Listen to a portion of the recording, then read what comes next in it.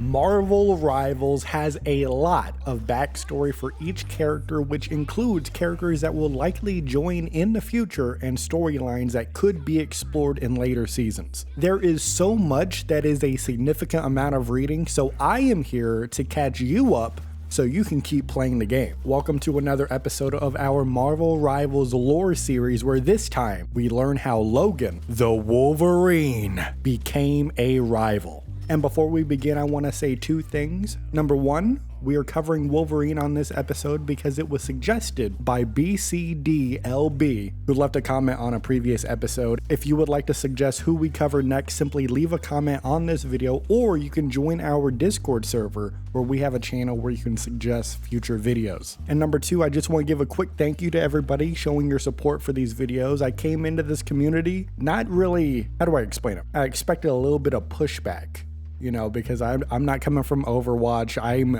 kind of learning as I'm going. So I was kind of expecting a little bit of pushback on the videos. Not that it would stop me from making the videos, of course, but I was just preparing myself for that kind of reaction a little bit. And so I just want to say I appreciate that I haven't seen that. People are supportive. People are liking the videos. We're having a lot of fun here. So I just want to say thank you. And with all of that said, welcome to Chapter 1, Accompanied Envoy. Now this story is pretty cool. It's different than the first two that we've done with Spider-Man and Iron Man because there's not like a big fight. It's more, it's quite literally a sit down where they do a ton of world building. So it's very interesting. So of course, the story begins where all stories should, the beginning. And Logan is, you would never guess this, he is at a bar, but he's in a bar at Krakoa, which by the way, Krakoa, definitely going to be a future map in the game. I would almost bet money that that's coming sooner or later. So the interesting thing about Logan's visit to the bar tonight, it's not like the other ones, you know, he usually wants to forget about everything, but tonight he says he wants to remember everything. And before we learn about what he means by that, Magneto enters the bar and sits right next to Wolverine. And from there, we learn that it's been a couple years since the time stream entanglement began. So we are knees deep into this at this point. Now, the only reason that Krakoa wasn't wiped out is because Storm was able to navigate the island away from the danger. However, that's where the good news stops, okay? Because even though Krakoa was in one piece, it was transported to a different dimension. And not only a different dimension, but more specifically in that dimension's year of 2099. So that's pretty nuts. And then after being transported, instead of going to war with the humans, Magneto instead focused solely on helping the mutants that had been affected by the time stream entanglement. So already here at the start of the story, you know, we're in 2099, a different dimension. Logan's at a bar for a completely different reason than he usually is there for. And then we have Magneto not necessarily giving up on his fight with the or I guess kind of. He's like, what's happening is so serious that Magneto, one of the guys who is, how can I say it, like so committed to his morals and his drive and his mission, that even he said, you know what, I'm gonna lay off what I want to do for now. I gotta focus on my people. That's how you know it's bad. When Magneto is sitting there being like, you know what, me fighting the humans, that's not a priority right now. So at this point, it's revealed that Wolverine has been fighting alongside humans against groups such as, pay attention to these names because they're gonna pop up later, the Public Eye, Alchemax, and even Dr. Doom. So Wolverine and these humans, they're going at war while Magneto is protecting Krakoa and the mutants, right? And just a little side note, I'm guessing the Dr. Doom they're talking about right here that Wolverine and his group is going against is Dr. Doom 2099. That's what I'm assuming. But of course, it could also be the Dr. Doom that was also displaced, I'm assuming, from the quote-unquote present day that Wolverine and Magneto came from. It's not very clear yet. Anyway, Magneto questions whether Wolverine can trust the humans he associates with, and Logan responds by saying, I trust them with my life. And then right after Wolverine says that, the bartender interjects and says that Black Widow is incredibly hot and looks to not have aged at all. So, first of all, we know two things. Number one, the bartender thinks Black Widow is hot. That's number one. That's one thing you gotta know. And number two is that Wolverine is teaming up with Black Widow. So that they're part of the same group, okay? So after this, Wolverine then begins to tell Magneto a story. And of course, the bartender is also listening to the story as well. So the story he's telling begins where all stories should, the beginning. So he had went to the Red Room, and at this point, it's sort of like a HQ for Black Widow, the Red Room is, right? She's taking it over. It's her hideout, right? So he shows up there, but Natasha is not there. He tried calling her, no answer. However, Wolverine shortly found out when he was looking around the HQ that she had gotten a lead on an asset at the Alchemax HQ, and she took the risk of going without backup to receive it as soon as possible. So after he found that out, Wolverine, of course, raced towards the Alchemax HQ, but before he gets there, he sees an explosion. And once the flames cool down a little bit, Wolverine is standing right across from Captain America, Steve Rogers. So Captain America is now here, and his suit is badly burned. And then Wolverine looks up. What's he see? He sees Doom bots were all around ready to fire. Wolverine, of course, jumps into action, quite literally, ripping apart the Doom bots, saving Captain America. And at this moment, Logan did not know what Cap's motives were or what he was doing there at the HQ. But as Wolverine is telling the story, he admits it's because it's Captain America. Of course he can be trusted.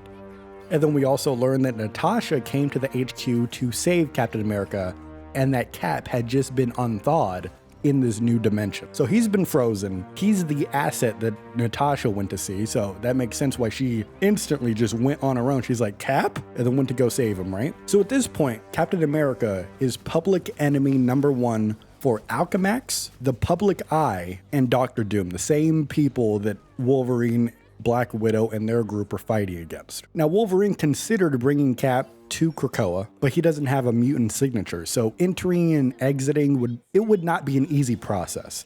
And, of course, it would have political ramifications that could bring a war to Krakoa, which Magneto is, very heavily trying to avoid. So Wolverine decides against doing that. And upon hearing this, Magneto interjects. He says, yes, I agree. That was a right decision not to bring him to Krakoa. But then Magneto asks, all right, so if you didn't do that, where is Captain America now? So Logan continues the story, saying he took Cap to a safe house and healed him up with some of the Krakoa flowers, right? Because at this point, Cap's not regenerative, or I guess, the healing, the ability to heal quickly is kind of going very slow because of the fight, and he just got unthawed and stuff. So it's not as effective. So he brought the flowers to help Captain America out. And after Wolverine does that, Captain America offers to join Wolverine's resistance team. That's what they call themselves, the Resistance, right? But Wolverine rejects it due to the unwanted attention it would bring, since most of the planet is now under surveillance. So Captain America not gonna join the team, too high profile, but the question is, if he's not gonna join the team, if he can't bring him to Krakoa, where does he take Captain America to keep him safe? The answer is Wakanda. Now at this point, Captain America was familiar with Wakanda, and more specifically, King T'Chaka. However, Wolverine then has to break the news to him that T'Chaka is no longer the king anymore, since at this point, it's been about 150 years since World War II. Although we learn, of course, that T'Chaka's son, T'Challa, is the king now, and he actually once came to Krakoa to form a partnership, but as you can probably guess, Magneto declined it. However, Black Widow took T'Challa up on that offer. So the Black Panther, Wakanda, they're not necessarily part of the Resistance, as in officially, but they are in a partnership with one another. And due to this partnership, T'Challa gave the Resistance a Kimio bead that is able to be used at any Wakanda embassy in the world. Now this bead then creates a passageway to the intergalactic empire of Wakanda. So of course, by the sound of it, that's like the HQ, that's the big hub for Wakanda. So Wolverine has one of the beads, and he took Captain America to the Tokyo embassy, opened up a portal, and gave Captain America a salute as he stepped through. So Captain America is safe. He's at the intergalactic empire of Wakanda, and that's where the story ends. And then Magneto stands up. He's gonna leave the bar. He says he's got work to do, but also among learning of the fight that the Resistance is doing right now, he also has some things to consider as well. So this is very interesting, right? Because Magneto he's at a conflict of how he typically acts, but everything is so crazy right now. He is like in real time questioning what he's doing. It's a very open-minded Magneto that we're seeing here. So after Magneto leaves, we learn that Logan came right to the bar that they're at right now after parting ways with Captain America. So that just happened. He came to the bar and then he takes a drink to go. He tells the bartender, hey, you better make it for the road, bub. And now he is on the search for Black Widow. And that, my rivals, is the end of chapter 1. Now, like I said, it wasn't too crazy of a story. There wasn't like a big fight or anything, but there was a lot of world building. You know, we got Alchemax, we got the public eye introduced.